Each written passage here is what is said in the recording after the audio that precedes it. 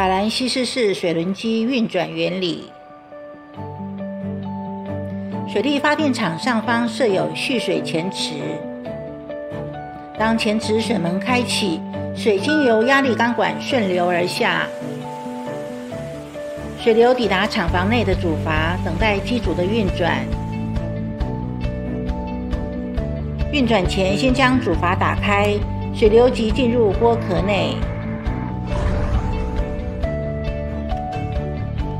当一切准备就绪，此时开启导翼，水流便推动水轮机转动，并带动发电机旋转产生电力，水再由尾水管排出。厂内设有顺序控制系统、调速机系统，当发电机电压、相角及频率等各项参数均符合要求，顺序控制系统即投入电流断路器开关，经由汇流排、主电压器及开关场线路，将发电机并入台电系统内。来自高处的水源流经机组发电后，排放至尾水瓶，供灌溉或者下游电厂继续使用。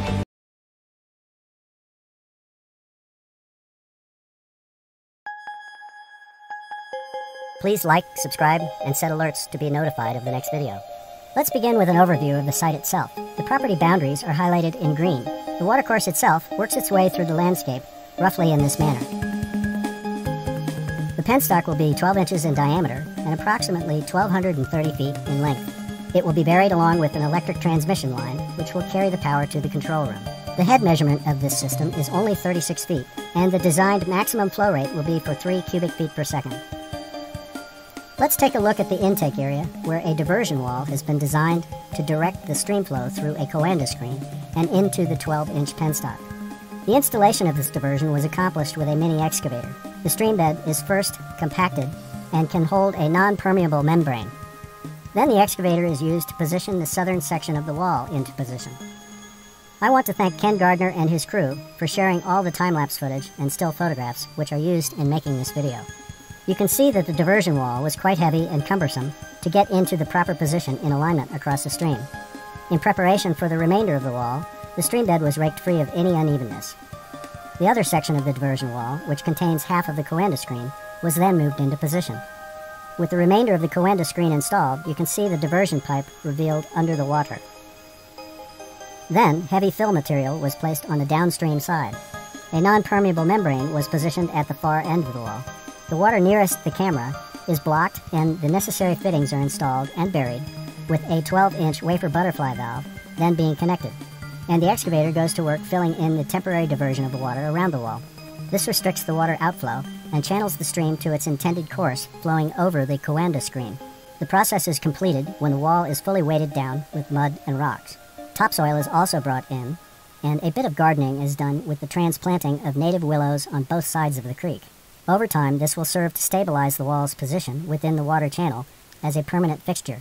With the stream flowing fully over the Coanda screen, the 12-inch valve and an air vent have been installed. The diversion wall's design was planned for a potential future flood stage of up to 100 cubic feet per second. In that case, the water will flow over the remainder of the wall and still permit the diversion via the Coanda screen.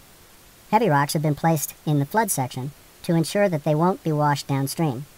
By far the most time-consuming part of the system installation is the placement and burial of the 1,230 feet of PVC pipe. The pipe was laid out in preparation of the trench digging and burial. The white pipe has a lower pressure rating and is positioned at the outlet of the diversion wall.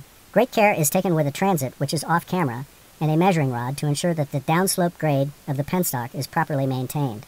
Proper bedding of the pipe assures that when the trenches are filled, the rocks will not damage the pipe. Now let's take a close look at the business end of the penstock, where the Francis turbine will be situated. A metal discharge chamber, which has been prefabricated off-site, is positioned to discharge the water back to the stream bed.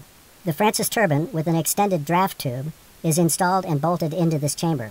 In a future video, we will discuss more about how this design functions to extract power from water, and when it is the best choice for a microhydro system. Having the turbine in place, it is time to install a Z-pipe, which will raise the water to do its work.